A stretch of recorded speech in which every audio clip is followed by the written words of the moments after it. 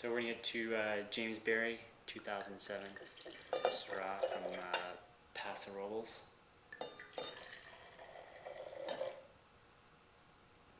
What is? I think most people associate Paso Robles with being hot, and it definitely is warm. Right. But what's interesting is that when you go out, it's east side Paso. West side Paso Robles, and Justin's barely, a ridge line away from over, and I don't remember the name of the new appellation out there, but it's close to Hearst Castle, so he's not far from where people are growing Pinot Noir and Chardonnay. So again, it is warmer, but he gets the coastal influence that, someone, east side Paso that maybe 10, 15 miles west, east of 101 doesn't get. Right. On top of it, the soils are very different out there. So it was an old bay at one point, and there's layers and layers of sediment, diatoms that settled and just got compressed and then pushed back up over time. So I think what attracted me to the vineyard and bringing my rock collection again, so you can see that's it's calcareous shale. Mm-hmm. So you can actually see the stratification of sediment that's been layered over years and then compressed. Really basic soils.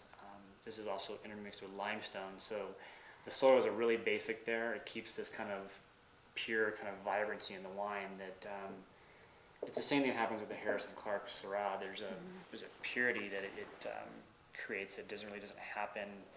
And I don't mean that like the other wines aren't pure. There's just an ability, I think, and particularly in limestone, to kind of keep these really focused fruit wine. If that makes any sense. Was it James Berry where Justin found a spine or something of a shark? Well, kind of whole whale vertebrae. Whale vertebrae. So he gave me a chunk of. There's actually a bone. Wow. Of some sort. Of some sort.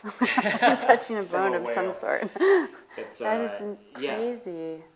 That's amazing. But when you walk in this vineyard, there's pictures on our website, and the pictures never do anything justice, of course, as you guys know. But it just these sheeting plates of this calcareous shale that our vines are sticking up out of, and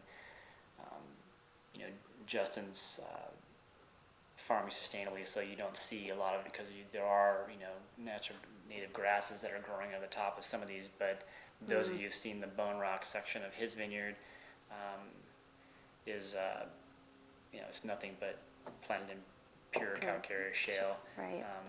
Part of this wine they're making comes from just kind of, it's part of the same hill, and it comes down. There's Bone Rock, and then there's our portion here, which is Clone 877. We have 1 acre, and then we get 1 additional acre of the original Syrah planting, one of them that was planted after the Bone Rock. Okay. That we sourced. 03 was our first vintage from James Berry. From James Berry. Yeah. So. James is actually pouring the 05 in a reserve tasting in the tasting room, and it's fantastic. It's tasting really well right now. So just curious what the difference is between 05 and 07. Any similarities, any differences, any thoughts? 05 is a big vintage.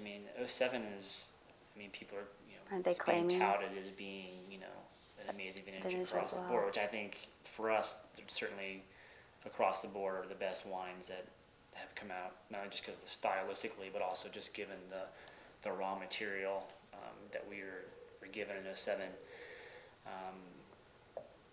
I almost find it akin to 05 for Burgundy. The people that know is just that there's ability also to make overripe wines. So just such a great vintage that it's when to pick it's kind of up to you to decide when its optimum maturity is. So not being forced to pick by the weather, for example.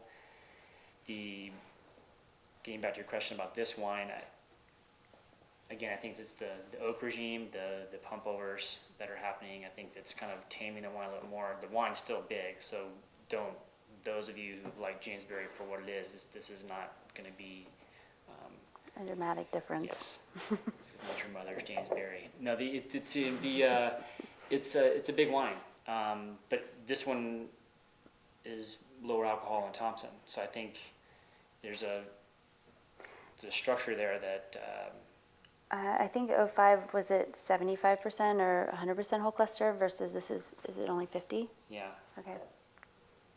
it's one of those things that just kind of playing around. I had 877 and the old quote old vine separately. I could play around with different stem percentage. I may do 100% on the 877 and then do 50 on that, and then Right. kind of take a couple barrels from 877, do that, and then take the other 877 and then blend it into a wine we have called Lake Pan, which is Grenache and Mourvedre and Syrah. Which comes out the next release. We'll pump for that. Yeah, so it's which is good to play around with. It's just that it's, looking back, it's taken the 05 a while for it to kind of come out of its shell. I mean, there's still that kind of vibrant core of fruit there. That's interesting about this year is that I think maybe because it's not as ripe, the stem inclusion kind of has this kind of peat moss. Have you ever had Scotch before?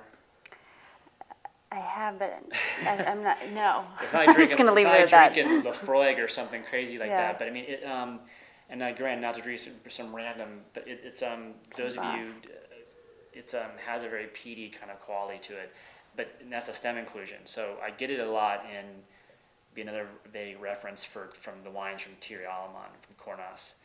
If you drink a lot of Right. it, like his young 05, 04s I've heard and you 5s say right that now, before, but yeah. they have, for me, they have this kind of peaty kind of quality that over years it becomes this beautiful, integrated wine. But when young, again, if you may find that that quality be something that you like or don't like, basically. Got it. But it's intermingled with fruit, and this wine, again, I think the 07s in general. I mean, these are babies, and many of you've purchased wines from this past and know that the Syrahs in particular take a few years for them to kind of come out of their shell and become interesting and interesting, maybe not the wrong way to say it, more integrated and kind of showing what the wines are about as opposed to kind of this tightly wound coil of a wine that to me that's the way Syrah is. It's the wines that I enjoy from the Northern Rhone, and I don't go out right now and drink current vintage, like even 05 vintage Cornas or Cœur Rôti from the people that I've mentioned before in the past. So I think it's I behoove you to take these wines and put them away and take a look at them another day, or you want to decant them. But I think I should mention that when he does the tasting. You'll be better served to walk away from a little bit and see what happens in a few years. But I think particularly with 07, it'll reward you, because I think this is, along with the 08 we just made, I think are probably the best I've made off the vineyard. There's like a focus. There's I think the lower alcohol, isn't showing as much. There's fruit, but it's not like it's Exactly. I don't get alcohol off of it at all, which is nice. And I think, how you talk about astringent and the stems, it's not this big fruit bomb, which primarily I think is related to the stem inclusions. The more I get to know your Syrahs. Yeah. Suggestion, put it away for a while. It's cool now.